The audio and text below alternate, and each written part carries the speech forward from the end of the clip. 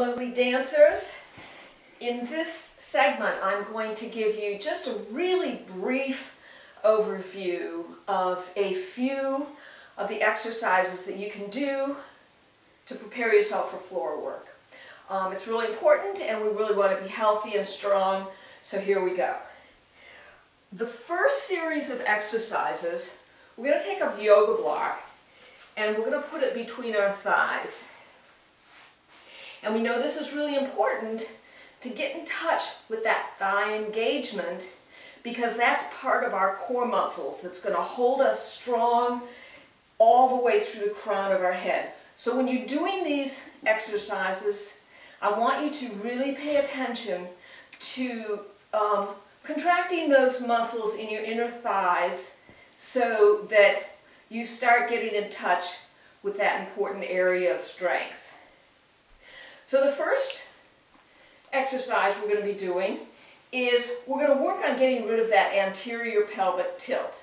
So we're going to contract our lower abs and we're going to bring our pelvis inward. Release, contract, release, contract, release. And this is going to help you with what we call the duck butt. And it's very important when we're down on the floor doing floor work because we're going to have a tendency not to pay attention to that point of our body and it's going to not look pretty. So we really want to look beautiful and be aware of that, getting rid of that anterior pelvic tilt. Okay? Now what we're going to do is we're going to do the chair pose. We're going to raise our arms over our head. We're going to have a nice long elongated spine. We're going to feel the energy pulling the crown of our head, going right through the crown of our head, through our tailbone. And we're just going to lower down and we're going to hold this. And I want you to feel the inner thighs, which are our adductor muscles, very important, holding on to that pose. I also want you to feel the contraction in your lower abs, which is again, we're going to counteract that duck butt, keep our quads strong by doing this, which is very important with our floor work also. And then we're going to rise up and come down. We're going to do a half forward fold. So I want you to fold at the waist, still feeling those inner thighs, those adductor muscles. I want you to feel the top of your head being pulled to one side of the room, and I want you to feel the tailbone being pulled to the other side of the room. I want you to have a nice long back. And what we're doing here is we're working with our spinal elongation. We're opening up those areas between our vertebrae so that we get a really beautiful long movement. And you can bring your arms out. And when we do this, what I want you to do also is feel the tips of your shoulder blades pulling to opposing sides of the room. So we've got our spine elongating, we've got our clavicle elongating,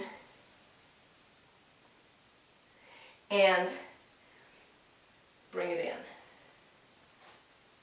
in. Okay, let's get rid of our block. We're going to do some lunges. How do we get up and down in floor work? We're going to need these muscles in getting up and down in floor work. So, with our arms spread out, just to give us balance, we're going to do a slight kick and lunge forward.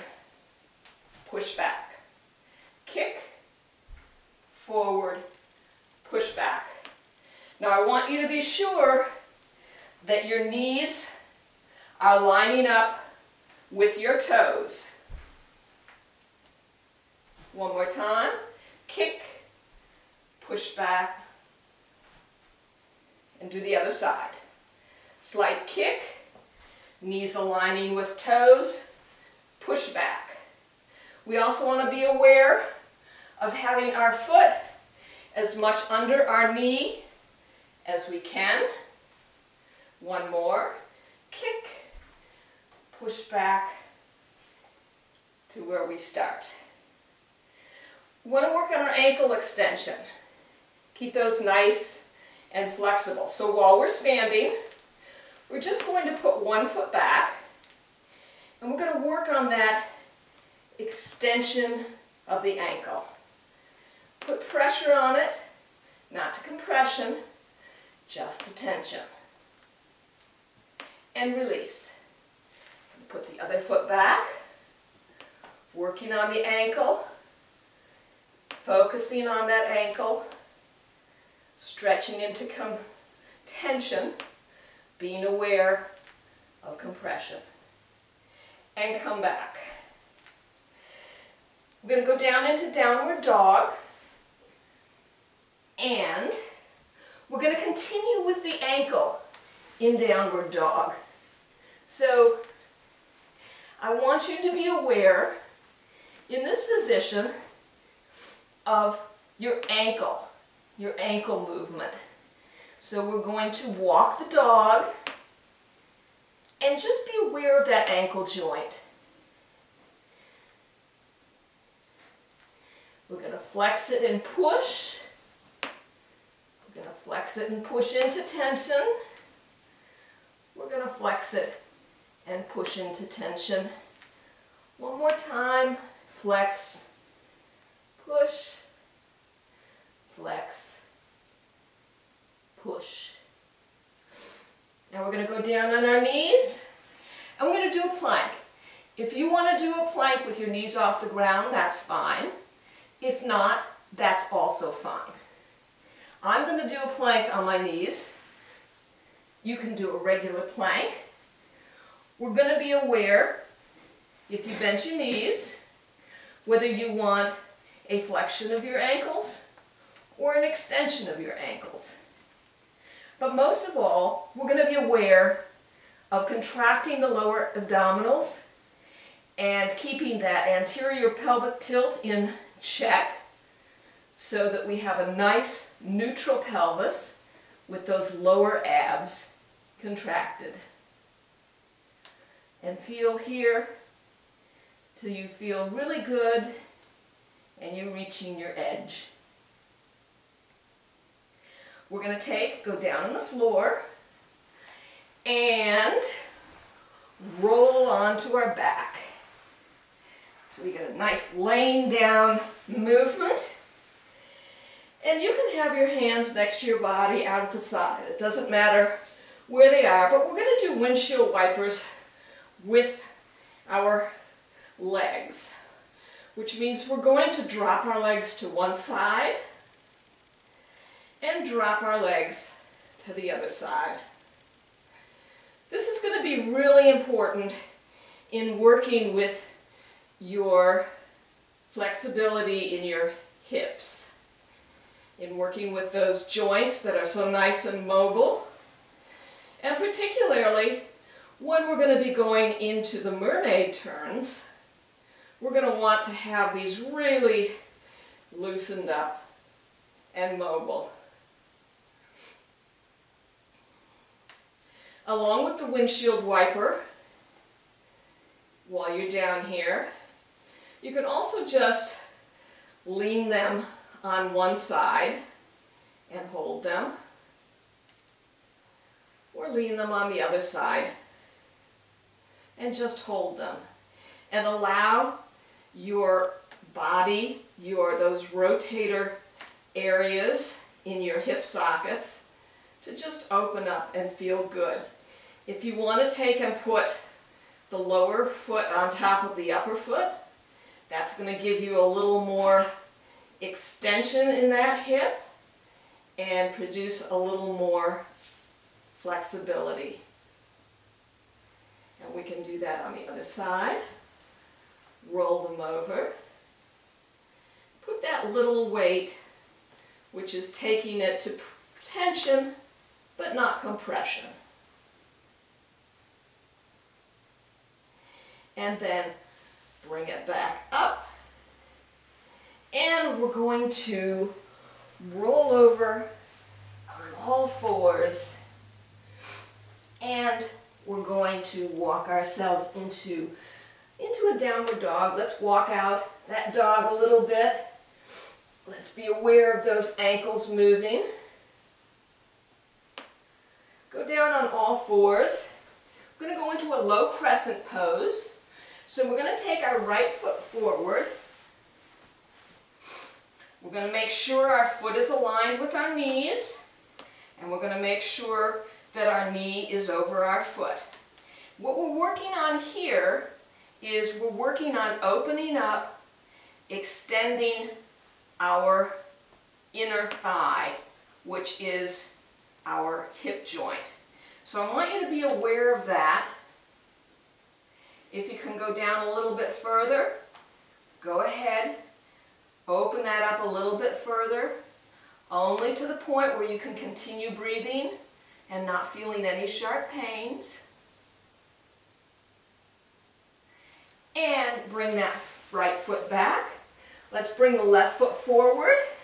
Again, make sure that your foot is directly aligned with your knee, that your knee is over your foot. And we're going to give pressure into that joint, that hip joint, to open it up. Now, to get a little bit more opening, you can tighten the glute on the extended side, and you can feel how that tightens up that muscle a little bit more so that we can push it into our edge, but not beyond. Come back in onto all fours, and I want you to sit on your knees, stand on your knees. Look and see if you want your ankles extended. Oh, here comes my cat. Or if you want them flexed. That's your point. In this movement, it might be a little bit easier to have them flexed if you're able to do that. I want you to take your rib cage. I want you to elevate, elevate, elevate. I want you to stretch that as far as you can. And as you stretch it, I want you to lean back while you're really engaging your lower abs to counteract anything that's going on in your back. If you want to take your hands and put them on your ankles, if you can. This is a very advanced move. Some people can do it. Some people can get back there. Some people may be able to get back here. Find your edge. Know what your body is. Know what your body is telling you. And work to your edge, but not beyond. We want to do one more. Let's go down. Let's just stretch that out with the child's pose while the cat's in front of the camera. Going to go back up. We're going to push ourselves into downward dog again. Walk out those ankles. Move, remember, we're looking at our joints. We can look at a lot of different things in this move. Right now, we're looking at our ankle joints. And we're going to walk ourselves up. Forward fold. Elongate your spine, pulling to one side of the room. Your tailbone to the other side of the room. Your shoulder tips, your acromion process, pull those out to either side of the room. Roll over and roll up. And that will give you a little bit of loosening up and preparing those joints for floor work. Thank you.